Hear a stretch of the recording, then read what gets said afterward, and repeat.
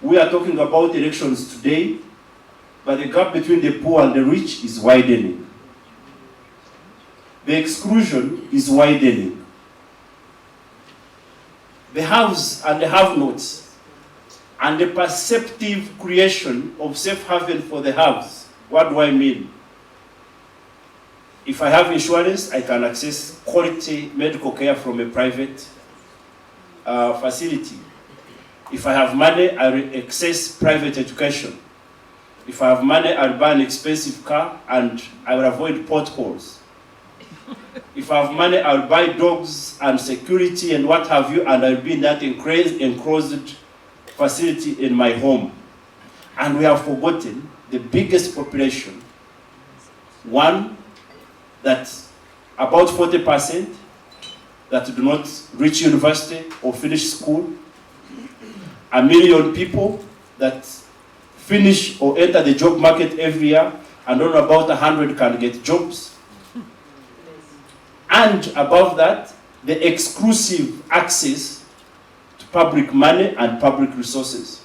Now that creates a disaster for the nation. So we need to invest in comprehensive national dialogue that is going to address economic inequality, that is going to address quality education, that is going to address political imbalance, and is going to make Ugandans love and believe in the country called Uganda. I think in doing that, we'll be building confidence in all the institutions across. And lastly, is we need to strengthen, as citizens, the citizen agents.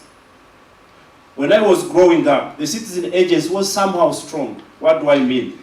I would see that the committees at primary school and secondary school, school management committees, PTAs, health management committees, Burunji Bwansi, participation in cleaning our own roads was very strong. But that has gone off today. And what is happening is that the citizens feel they are not part and parcel of the nation called Uganda. And I was asking recently, towards the NRM primaries and other political parties, and I asked, but why is it that citizens are interested in picking money from politicians? And most of them told me, we do not see the relevance of these politicians. So let them give us our money now, we eat it, when they go, they do their own business. And I think for me that is a crisis that we need to cure. I thank you.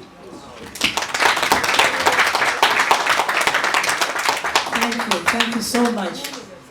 Indeed, the question that is... Me, I don't know whether that week means you are doing well, go on, or whether it means conclude. But I think it's more the latter. Yeah, thank you. It's more the latter.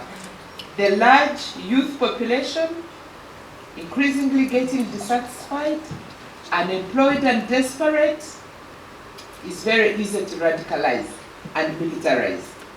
That's why we have militia groups. These are agents of violence. The underlying issue is that our young people have nothing to do. They are not employed. They are not. They don't have income. The elections in Uganda have become scaringly militarized. That's another matter, which is the last but one on the role of security agencies. I know that the law permits UPDF to support the police. The law of Uganda, it allows them.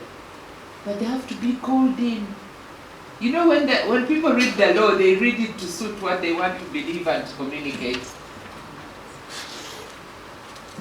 UPDF is allowed by law to support the police during those times or other times. But it has to be at the request of the police, which is the one in charge of keeping law and order, civil law and order. But when they go in, they dominate, they take it over, and so on. I hope there's somebody here from UPDF, because that's what dialogue is all about.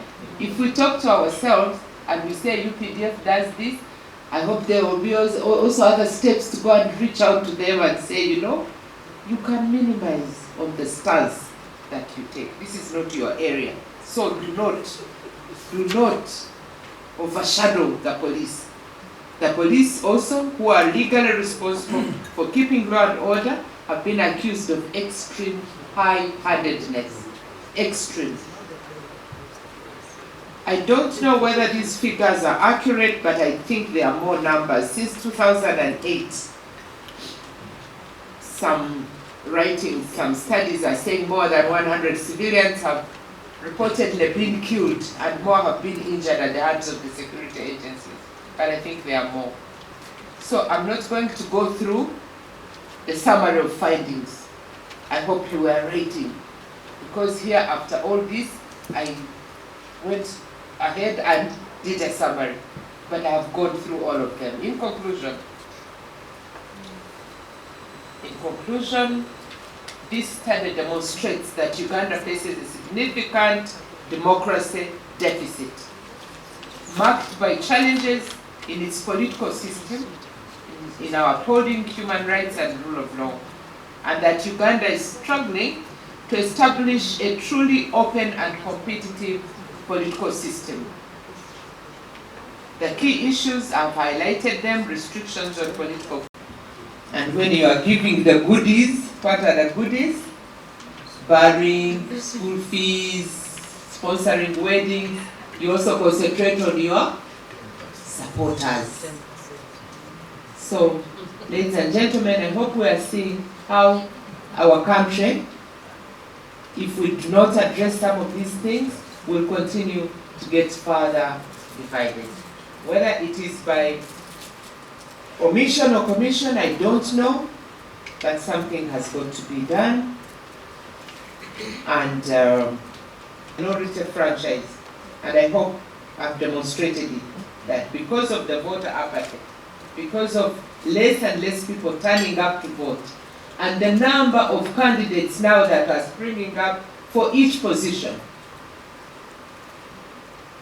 representatives are representing minority franchise. That is a risk area. Monetization.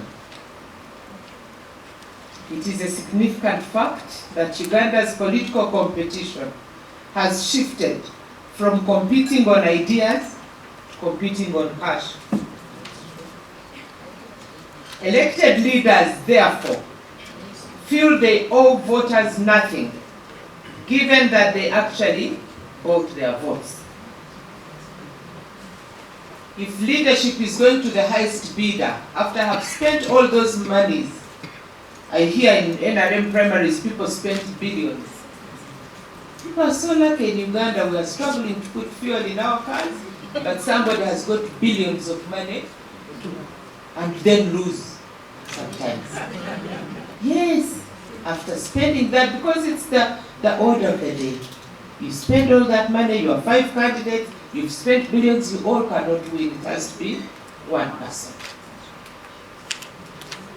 It's very sad. I don't know, maybe they'll get impoverished, maybe they'll get some more money from wherever they got the other one, I don't know. But losers who trusted in their popularity, you know you are the most popular. You have seen these people. Even last night you saw them before voting, and they told you they are going to vote. And you have given your, you have. But also you may know that genuinely you are popular. And then because of all the process, you lose trust.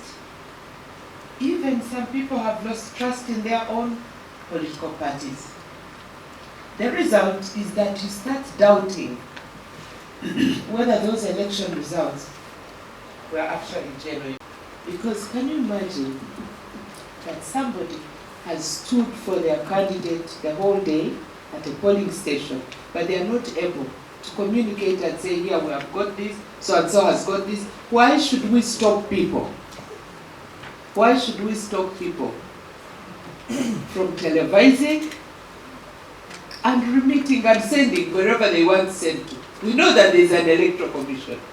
But if you don't want, it's not you, I'm sorry. I don't think it's the Electoral Commission that closes the media. But you should also be advocating. UCC under the instructions of, not the EC, I believe. But the EC should also say, no, let it be transparent. UCC, please don't do it. Because it brings suspicion on us.